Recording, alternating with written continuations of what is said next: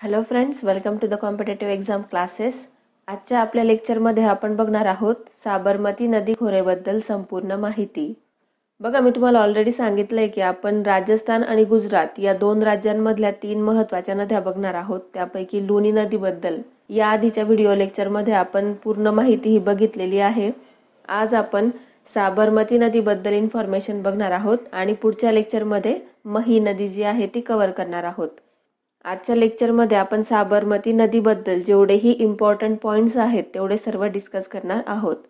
तर video start करण्याआधी सर्वांना विनंती आहे, जर चॅनलला नवीन असाल तर प्लीज सबस्क्राईब करा आणि बेल बटनवर नक्की क्लिक करा, जेणेकरून मी जेव्हाही नवीन व्हिडिओ घेऊन येईल तर त्याचं नोटिफिकेशन तुम्हाला मिळत राहील. चला तर मग स्टार्ट करूया आपल्या आजच्या लेक्चरला. बघा, जसं की तुम्हाला दिसतोय एक भारतचा नकाशा दिसतोय आणि त्याच्यामध्ये मी ज्या महत्त्वाच्या नद्या आहेत राजस्थान आणि गुजरातमधून वाहणाऱ्या त्या इथे दाखवल्या आहेत. तर सर्वात पहिले आहे लुनी नदी, जो आपल्याला वरती दिसतोय एक मॅपमध्ये, तो आहे राजस्थान. त्यानंतर आहे गुजरात.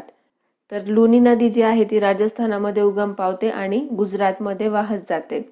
कच्छच्या रणामध्ये तिचं विसर्जन होतं. साबरमती नदी जी आहे ती सुद्धा राजस्थानमध्ये उगम पावते आणि गुजरातमध्ये वाहत जाते आणि पुढे खंबातची खाडी जी आहे तिथे जाऊन तिचं विसर्जन हे होतं. साबरमती नदी जी आहे ती राजस्थानमध्ये फक्त 1/4 एवढी वाहते आणि बाकी पूर्ण ती गुजरातमध्ये वाहते. आणि पुढच्या लेक्चरमध्ये आपण मही नदीबद्दल सुद्धा काही इम्पॉर्टंट पॉईंट्स डिस्कस करणार आहोत. त्यानंतर बघा, मही नदीच्या खाली नर्मदा नदी दिसते तुम्हाला आणि त्याच्या खाली आहे तापी. तापी ही सुद्धा महाराष्ट्रातली एक महत्त्वपूर्ण नदी आहे. तर आपण स्टार्ट करू साबरमती नदीपासून. एक बेसिक इन्फॉर्मेशन बघू आधी. तर साबरमती ही जी काही नदी आहे ही पठारी प्रदेशावरील महत्त्वाची पश्चिम वाहिनी नदी आहे. जसं की मॅपमध्ये आपल्याला दिसलंच की या सर्व ज्या काही नद्या आहेत त्या मध्य भारतामधून कुठेतरी उगम पावतायत, अरवली पर्वतातून किंवा नाग पहाडीमधून. ठीक आहे, आणि तिथून उगम पावल्यानंतर त्या पश्चिमेकडे वाहत जात आहेत, म्हणून यांना आपण काय म्हणणार, पश्चिम वाहिनी नद्या. इथे जेवढ्याही नद्या तुम्हाला दिसत आहेत, लुनी, साबरमती, माही नदी, नर्मदा आणि तापी, या सर्व नद्या ज्या आहेत त्या पश्चिम वाहिनी नद्या आहेत. तर साबरमती ही जी काही नदी आहे ही सुद्धा पठारी प्रदेशावरील महत्त्वाची पश्चिम वाहिनी नदी आहे. आता या नदीचा उगम कुठून झालाय, तर अरवली पर्वतरांगेत जयसमुद्र झऱ्यातून समुद्र सपाटीपासून 762 मीटर उंचीवर तेपूरजवळ जिल्हा उदयपूर म्हणजेच राजस्थान इथून या नदीचा उगम हा झालेला आहे.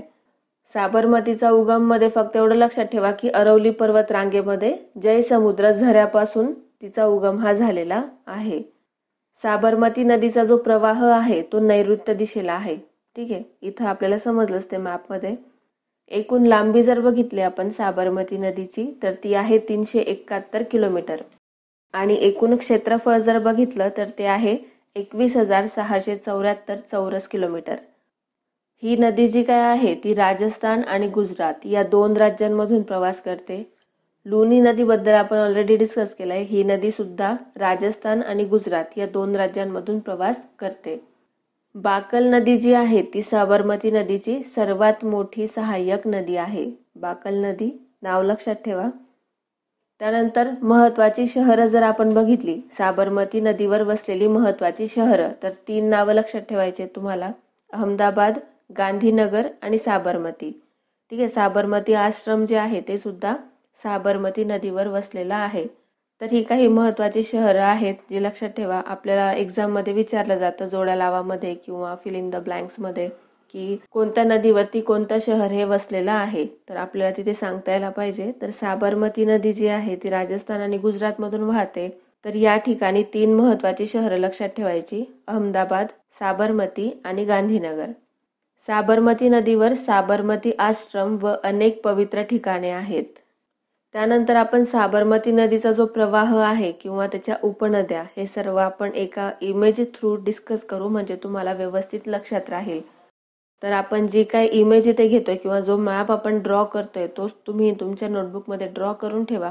मॅपनुसार जर तुम्ही अभ्यास केला तर तो तुमच्या चांगल्या लक्षात राहील.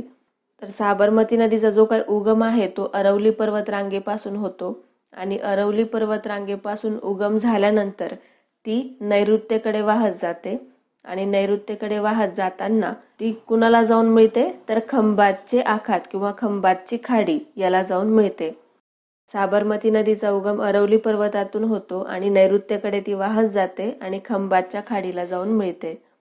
आता खंभातच्या खाडीला मिळण्याच्या आधी तिला बऱ्याच डाव्या तीरावरून नद्या ह्या येऊन मिळतात. उजव्या तीरावरची तिची एकही उपनदी नाहीये. तर सर्वात पहिली नदी जी डाव्या बाजूने साबरमती नदीला येऊन मिळते तिचं नाव आहे हातमती नदी.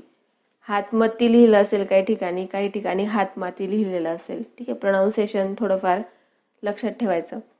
तर साबरमती नदीची सर्वात पहिली डाव्या तीरावरील उपनदी आहे हातमती नदी आणि या नदीकाठावरच एक धरण आहे ज्याचं नाव आहे हातमती धरण. खूप मोठी नदी आहे, बरीच मोठी, लांबी जास्त ह्या नदीची आणि या नदीवर हातमती धरण हे आहे. हातमती नदी जी आहे ती साबरमती नदीला येऊन मिळाल्यानंतर 3 महत्त्वाचे शहरं आहेत दिलेले. तर त्याच्यापैकी सर्वात पहिलं जे शहर आहे जे साबरमती नदीवरती वसलेलं आहे त्याचं नाव आहे गांधीनगर. दुसरं महत्त्वाचं शहर आहे ते म्हणजे साबरमती, इथेच साबरमती आश्रम सुद्धा आहे. आणि तिसरं महत्त्वाचं शहर आहे ते म्हणजे अहमदाबाद. तर हे 3 महत्त्वाची शहरांची नावं लक्षात ठेवायची आहे जी साबरमती नदीवरती आहेत. हातमती नदीनंतर एक दुसरी नदी डाव्या बाजूने साबरमती नदीला येऊन मिळते तिचं नाव आहे खारी नदी. खारी नदीनंतर तिसरी एक महत्त्वाची नदी, खूप महत्त्वाची नदी आहे जी साबरमती नदीला डाव्या तीरावरून येऊन मिळते तिचं नाव आहे वात्रक. या वात्रक नदीला 2 उपनद्या येऊन मिळतात. तर पहिली उपनदी आहे माझाम आणि दुसरी आहे मेशवो. या दोनही उपनद्यांचं नाव लक्षात ठेवायचं आहे तुम्हाला. त्यानंतर वात्रक नदी किनारी एक गाव आहे ज्याचं नाव आहे खेडा. इम्पॉर्टंट पॉइंट आहे, लक्षात ठेवा. विचारलं जाऊ शकतं की खेडा जे गाव आहे ते कोणत्या नदीकाठावरती वसलेलं आहे, तर वात्रक नदीकाठावरती वसलेलं आहे. त्यानंतर पुढे नैऋत्येकडे वाहत जाताना खंभातच्या खाडीला मिळण्याच्या आधी एक शहर लागतं ज्याचं नाव आहे रसिकपुरा. तर असे एकूण 5 शहरं जे साबरमती नदीवरती वसलेले आहे त्यांची नावं तुम्हाला लक्षात ठेवायची आहे. गांधीनगर, साबरमती, अहमदाबाद आणि रसिकपुरा हे साबरमती नदीवर आहेत आणि वात्रक नदीवरती आहे खेडा. साबरमती नदीच्या काही खास उजव्या तीरावरील उपनद्या नाहीये, तिच्या बऱ्याचशा डाव्या तीरावरीलच उपनद्या आहेत. त्यापैकी महत्त्वाचं आहे हातमती नदी आणि वात्रक. खारी नदी पण लक्षात ठेवायची. हातमती धरण हे हातमती नदीवर आहे. ठीक आहे, तर एवढे पॉइंट्स लक्षात ठेवा. त्याच्यानंतर बघू आपण साबरमती नदीच्या उपनद्या. तर काही महत्त्वाच्या नद्या आपण मागेच बघितल्या. लांबीने सर्वात जास्त साबरमती नदीची उपनदी आहे ती म्हणजे वात्रक नदी आणि तिची लांबी आहे 248 किलोमीटर.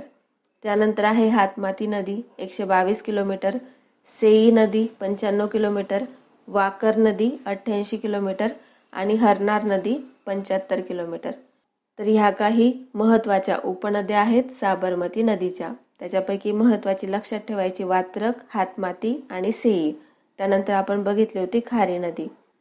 त्यानंतर बघू आपण की साबरमती नदीवरती कोणकोणती धरणं आहेत, कोणकोणते डॅम आहेत. तर महत्त्वाचे डॅम दिलेत आणि आपल्याला राज्य पण दिलेलं आहे. तर गुजरात राज्यामध्ये एकूण 4 डॅम आहेत. साबरमती नदीवर साबरमती डॅम आहे गुजरातमध्ये. वात्रक नदीवर वैद्य नावाचं डॅम आहे, तेही गुजरातमध्ये येतं. वात्रक नदीवरती अजून एक डॅम आहे वात्रक डॅम. हातमती नदीवरती हातमती धरण आहे, आपण बघितलंच मागे, जे गुजरात राज्यामध्ये आहे. आणि सेई नदीवरती आहे सेई डॅम. आणि सेई नदी जी आहे त्या नदीवर असलेलं सेई डॅम हे राजस्थानमध्ये आहे. साबरमती नदीवरची ही काही महत्त्वाची धरणं आहेत. अजून काही छोटे मोठे धरण असतील, पण महत्त्वाचे जे आहे ते एवढे तुम्हाला लक्षात ठेवायचे आहेत. तर आजच्या लेक्चरमध्ये एवढंच. होप तुम्हाला आजचं लेक्चर आवडलं असेल. जर आवडलं असेल तर प्लीज लाईक करा. काही शंका असेल तर तुम्ही कमेंट बॉक्समध्ये मला विचारू शकतात. आणि व्हिडिओची जी लिंक आहे ती आपल्या फ्रेंडसोबत शेअर करायला विसरू नका. तसंच जर तुम्ही चॅनलला नवीन असाल तर प्लीज सबस्क्राईब करा आणि बेल बटनवर नक्की क्लिक करा, जेणेकरून मी जेव्हाही नवीन व्हिडिओ घेऊन येईल तर त्याचं नोटिफिकेशन तुम्हाला मिळत राहील. तर आजच्या लेक्चर पुरतं एवढंच. पुढच्या लेक्चरमध्ये आपण बघू मही नदीबद्दल संपूर्ण माहिती. धन्यवाद.